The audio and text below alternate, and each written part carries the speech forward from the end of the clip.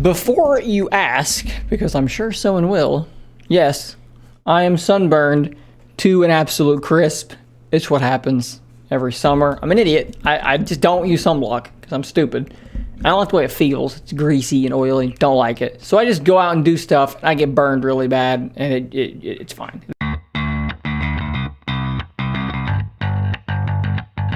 All right, so let's talk about the Surface Duo now that we have the sunburn addressed and out of the way.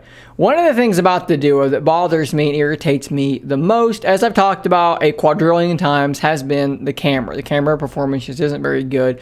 And it's not just because the sensor itself isn't very good, which that is the case, but also because of sort of the operation of the camera. So obviously the Surface Duo has but the one single camera, which in book mode does face towards you. So if you want to use that camera to take a picture of the world, you fold it around and now it's facing the world. And in theory, all that sounds absolutely fine. However, in practice, for me, the experience I have a lot is that when I'm trying to use the camera, it will randomly think that what I want it to do is to switch screens. Because if I wanted to now take a selfie of myself, I have to turn it around, and it has to now realize that I've turned it around and switch screens so that I can see what's happening. And as you can see here, it didn't do it the first time, it did it the second time. You have to get the gesture kind of just right in order to make it work. And you can see here, it's sometimes it does, sometimes it doesn't.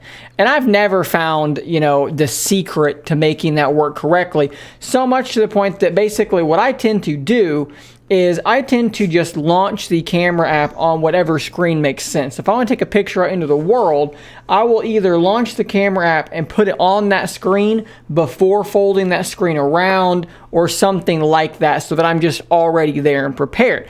Here's the thing though. Theoretically, you shouldn't have to do that. The Duo should be able to, if that's the mechanism they've chose, it should be able to intelligently decide, determine, differentiate between the different postures and what direction it's facing. It should be able to handle being moved around like this. However, in practice, it just doesn't work very well. And I know for a lot of you, there's a lot of apologists that will tell me that not only is the Duo's camera quality fine, but also, you just have to do this, that, and the other thing, and then it works. Okay. Are there ways to make it better? Are there ways to make it worse? Absolutely. The simple fact of the matter is, the camera would objectively be better if instead of using gestures, you just had a button. So imagine, you launch the camera on whatever screen it's on, and if you want to switch to the other side, you hit a button, which is the same button that's on every, phone's camera that switches switches cameras. But on this one, it would actually switch screens, and then you just flip it around, and it should understand that when you're either in a camera, it shouldn't be listening to the gyroscope to be able to determine the flip, or heck, just take away the gyro control to switch screens altogether and just make that a button. Basically, what I'm getting at is having to use a gyro to determine what screen is being used makes the camera quite a bit worse. Why am I talking about this?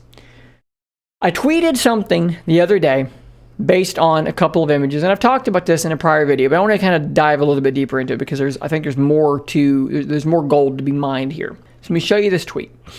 I said, what are the odds Surface Duo 2/Zeta, so the sequel to the Surface Duo, uses some sort of bump and notch system like we saw in these prototypes to address poor camera performance? Larger camera might be the simplest route to a better camera.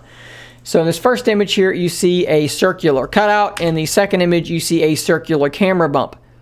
So let's address the first thing first. There's a camera bump. What does a camera bump give you? What does that signify? Well, it signifies a physically larger sensor, perhaps with larger pixels, and the result of that is going to be better performance.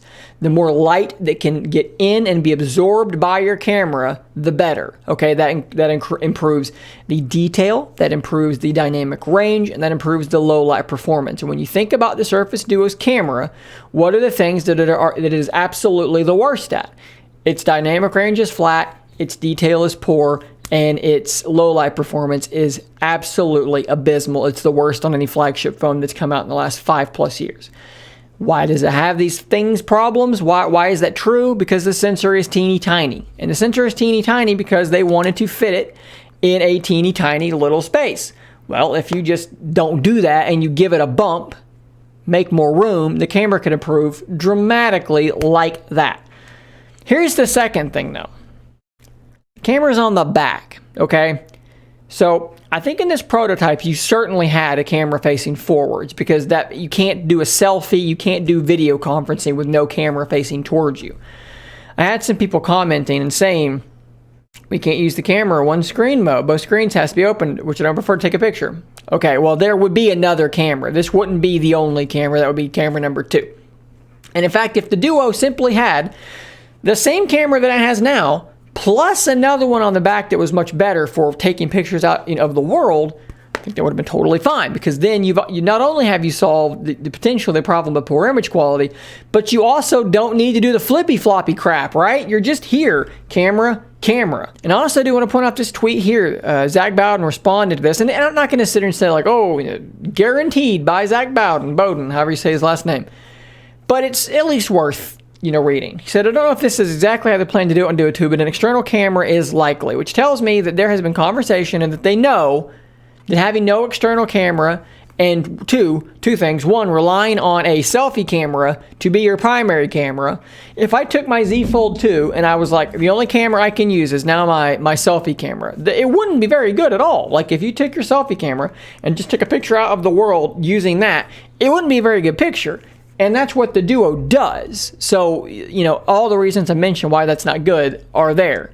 But 2, I think that they've realized that relying on the gyroscope and all that software magic to make it work just hasn't worked very well for many people. And I know, I've already got some comments from people saying, well, if they add a notch on the other side, a cutout, a little divot, well, that might not look as good. And I get that. It won't look as good. A clean, flat device would look better. And in fact, I would rather see them have no bump at all and just make the thing a little bit thicker if that's what they needed to do. But at the end of the day, there is nothing Microsoft is going to do to make the camera better without adding a bigger sensor, a bigger camera with better glass, better sensor. There's no other way to do this.